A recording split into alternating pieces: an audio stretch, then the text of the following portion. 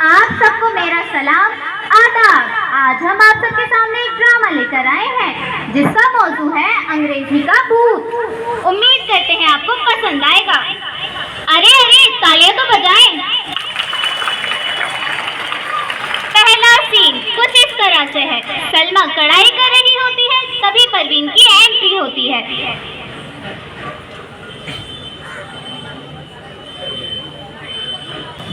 और क्या हो रहा है आजकल?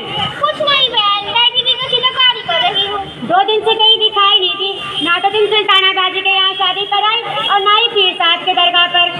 क्या करूँ, बहुत काम है। हफ्ते भर में ये दुपट्टा नूर के हाथ को तैयार करके देना है। अच्छा ऐसा है। हनीफ को भेजा तो था मेरी शादी पर। भला ये कोई बात हुई? हनीफ तो छोटा बच्चा है। सच तुम्हारे बारे में पूछ रहे थे कि तुम क्यों नहीं आई। सब थे वहाँ पर, थी नहीं तो सिर्फ तुम। क्या बताऊँ, हनीफ के अब्बा तो अल्लाह को प्यारे हो गए, बेटा मेरे हवाले कर गए। अब इसे पढ़ा लिखा कर बड़ा आदमी भी तो बनाना है। हाँ बहन, तुम तो बहुत हिम्मत वाली हो जो हनीफ को इतनी महंगी तालीम दे रही हो, वरना आजकल के ज़माने में इतनी महंगी तालीम देता कौन है। और हनीफ के अब्बा तो बहुत खुश हो रहे होंगे कि तुम उनके बेटे को अंग्रेजी मीडियम की तालीम दिलवा रही हो। ये देखो बहन, हनीफ कितनी पढ़ाई करता है। अंग्रेजी तो फर्राटेदार बोलता है। हाँ बहन, एक तुम्हारा ही हनीफ तो है जो पढ़ता लिखता है, वरना मोहल्ले के सारे लड़के तो ऐसे खेलते कूदते रहते हैं।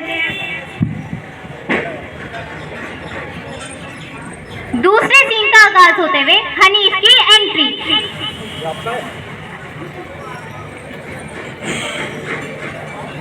I am a disco dancer.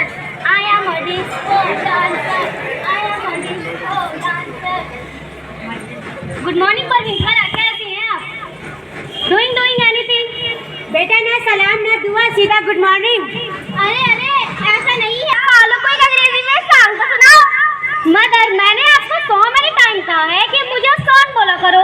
ये बेटा फेटा अदर लोग बोलते हैं। अरे बेटा, मुझ जैसे जाहिल को कहाँ से अंग्रेजी आएगी? तो क्या मैं बॉल से टाकूं करूँगा? अगर आप अंग्रेजी में नॉट स्पीकिंग तो मैं भी अंग्रेजी में नॉट स्पीकिंग। नहीं बेटा, तुम अंग्रेजी में ही बोलना। अंग्रेजी में बोलने से दूसरे पे अच्छा प्रभाव पड़ता है। अच्छा, आप इतना जिद कर ही रही हैं तो मैं सुनाई देता हूँ।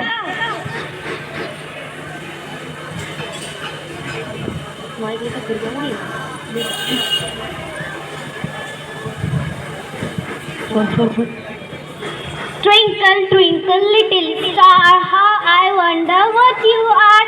Up above in the sky, like a diamond in the sky. अरे बाबा हनीफ बेटे, क्या अंग्रेजी बोली आपने? तीसरा सीन, टीचर की एंट्री। अस्सलामुअलैकुम। वालेकुम अस्सलाम। कैसे आना हुआ? जी मैं बच्चों के स्कूल के दाखिले के लिए सर्वे करने आई हूँ। मुझे पता चला है कि आपके घर में भी एक छोटा बच्चा है, शायद उसका एडमिशन हमारे स्कूल में करवा दीजिए। अरे इनका तो एक ही बेटा है और वो भी स्कूल में जाता है। कौन से स्कूल? मोहल्ले के स्कूल में तो नहीं है इनका बेटा। मेरा बेटा शहर के सबसे बड़े अंग्रेजी मीडियम स्कूल से तालीम हासिल करता है। अरे अंग्रेजी मीडियम की फीस तो बहुत ज्यादा होती है और आपके हालात देख के लगता है कि बहुत मुश्किल से इंतजाम कर पाती होंगी। आपके स्कूल में कितनी फीस है? जी नहीं, हमारे स्कूल में तो फीस ही नहीं है। अरे इनके स्कूल में तो फीस ही नहीं है। मैं अपने बेटे का एडमिशन इन्हीं के स्कूल में कराऊंगी। अरे रुको सलमा बहन, पहले इनसे पूछ तो लो इनका स्कूल अंग्रेजी मीडियम है भी या नहीं। अरे आपका स्कूल अंग्रेजी मीडियम है या नहीं? जी नहीं, हमारा स्कूल एक उर्दू मीडियम स्कूल है। नहीं बहन, मैं अपने बेटे को अंग्रेजी में ही पढ़ाऊंगी। अंग्रेजी में पढ़ेगा लिखेगा जब तो कामयाब इंसान बनेगा। ऐसा जरूरी नहीं है, आप उर्दू मीडियम से भी तालीम हासिल करवा के अपने बच्चे को अंग्रेजी ज़बान अच्छे से सिखा सकती हैं और उर्दू मीडियम से भी बच्चे तालीम हासिल करके कामयाब इंसान बन सकते हैं। जी शुक्रिया, मैं चलती हूँ। चौथा सीन, परवीन माहौल को हल्का करते हुए बात को आगे बढ़ाती है। और हनीफ बेटे, बड़े होकर क्या बनना चाहते हो? मैं बड़ा होकर बड़े पोस्ट पर जाना चाहता हूँ, जैसे यूट्यूबर, सेलमैन, वॉचमैन, ड्राइवर। ये सब बड़े पोस्ट है, मैं यहीं जाना चाहता हूँ। अच्छा, मेरे ख्याल से तो बहुत बड़े पोस्ट होते हैं और जिनको अंग्रेजी आती है उनको पोस्ट मिलती है। हाँ ऐसा ही रही है। मेरा बेटा तो बड़े होके लेटर बनना चाहता है। फिर तो इसे लेटर बनने के बाद अंग्रेजी में स्पीच भी देनी पड़ेगी। हाँ हाँ, अरे बेटा खाला को एक स्पीच तो सुनाओ। नहीं मदर, मेरा अभी मन नहीं है, मैं बाद में सुनाऊंगा। क्या इसी दिन के लिए तुम्हें पढ़ाया लिखाया कि तुम एक स्पीच भी ना दे पाओ? अच्छा गुस्सा ना करे, मैं सुनाता हूँ। अरे रुको रुको हनीफ बेटा, मैं अपनी भतीजी को लेकर आती हूँ। मदर 500 रुपए देंगे, मैं अंग्रेजी मूवी देखने जाऊंगा। मेरे पास कोई पैसा नहीं तुम्हारे लिए, जब देखो पैसे मांगते रहते हो। मैं तुम्हें एक फूटी कौड़ी भी नहीं दूंगी। अगर अंग्रेजी सीखनी है तो ये सब करना ही पड़ेगा। तुम्हें कल ही तो 100 रुपए दिए थे, उसका क्या करा तुमने? जब देखो बाहर कर दी, मैं तुम्हें कुछ नहीं देने वाली। सलमा बहन, ये मेरी भतीजी नुसरत है। मैंने सोचा क्यों ना इसको भी हनीफ की तकरीर सुना दूं। जरूर जरूर बेटी बैठो। अस्सलाम वालेकुम खाला। वालेकुम सलाम। और हनीफ बेटा सुनाओ अपनी speech. Ladies and gentlemen, I'm here, you here, and my friends also here. They will go. I am suffering from fever. I am back to say that I am suffering from. They will go. I am so very full. They will go. Thank you. और हनीफ और नुसरत बेटी बताओ तुम्हें कैसी लगी हनीफ की speech? मुझे कुछ ज्यादा ही पसंद आई हनीफ की स्पीच, क्योंकि मुझे भी तो इंग्लिश आती है। क्या आपको अंग्रेजी आती है? हाँ हाँ, मेरी भतीजी को भी अंग्रेजी आती है। अभी अभी वो शहर से आई है अंग्रेजी मीडियम तालीम हासिल करके। अरे नुसरत बेटी, मुझे तो कुछ समझ नहीं आया, तुम ही बता दो इसने क्या बोला। अरे खाला, मैं तो आपको बताना ही भूल गई। सिद्धू को खाला आपको बुला रही थी, कशीदा कारी के कुछ कपड़े लेने थे शायद। अरे देखो सलमा बहन, मैं कितने भुलक्कर हो रही हूँ आजकल। मैं तो भूल ही गई थी कि हमें कशीदा कारी कपड़े के लिए सिद्धू का बाजू ने बुलाया था। चलो चलते हैं। मदर, मैं भी जाऊंगा आपके साथ। नहीं बेटा, तुम आप ही को बैठ कर अंग्रेजी सुनाओ। हनीफ, यहाँ के मेरे पास बैठो। हनीफ, तुम क्यों अपनी माँ को पागल बना रहे हो? क्या बात है, मैं समझा नहीं। तुम अच्छे से जानते हो कि तुम्हें अंग्रेजी नहीं आती, फिर भी तुम जानबूझ के अपनी माँ को पैसे लेते रहते हो। मैं क्या करूँ बाजी, मुझे अंग्रेजी के दो जुमले भी सही से नहीं आते हैं। माँ को लगता है कि अंग्रेजी पढ़ लिख कर ही हम बड़े आदमी बन सकते हैं। उन्हें कौन समझाए कि जरूरी नहीं कि अंग्रेजी पढ़ लिख कर ही हम बड़े आदमी बन सकते हैं। उनका दिल खुश रखने के लिए मैं टूटी फूटी अंग्रेजी बोल देता हूँ।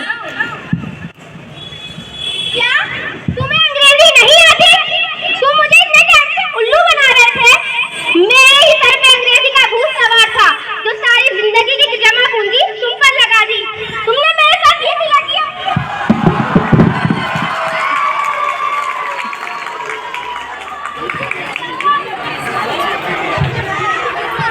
क्या हुआ आपको? अरे सलमा बहन को क्या किया सलमा बहन?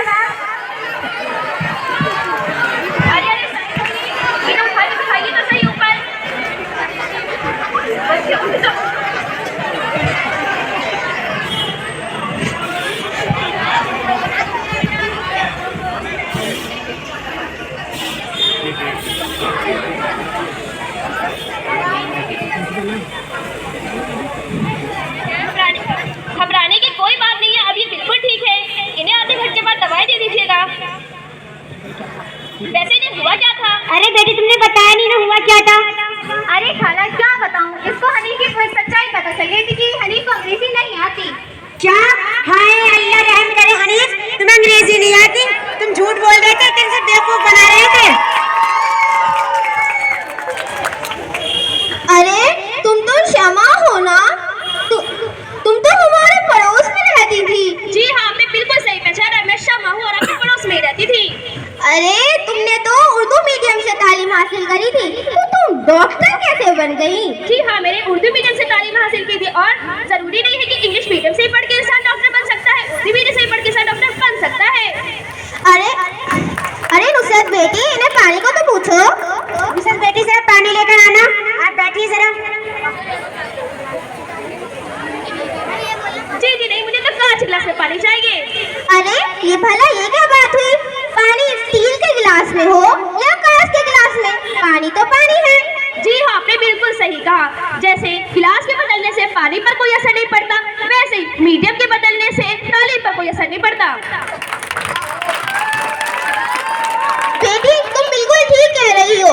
मैं भी अपने बेटे को उर्दू मीडियम से तालीम हासिल करवाऊंगी। और ऐसे कई लोग हैं जिन्होंने उर्दू मीडियम में तालीम हासिल करके कई ऊंचे मुकाम पर फाइज है। कोई डॉक्टर, कोई इंजीनियर, कोई प्रोफेसर।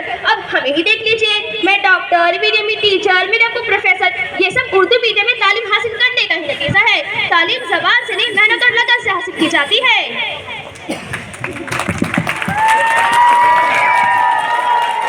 तो देखा आपने, तमाम जबान की हैसियत अपनी अपनी जगह सही है, लेकिन जो बात मादरी जबान में वो कहीं और कहाँ है। बच्चा अपने पैदाइश से लेकर शऊर तक का सफर मादरी जबान में तय करता है। तो समझे आप? क्या समझे? अरे यही कि तालीम के लिए मीडियम का होना जरूरी नहीं, बच्चे के अंदर सलाहियत और काबिलियत का होना जरूरी है। अच्छा, ऐसा है? हाँ जी, ऐसा ही है। तो क्या समझे? सलाहियत का होना जरूरी है, माध्यम का नहीं। शुक्रिया।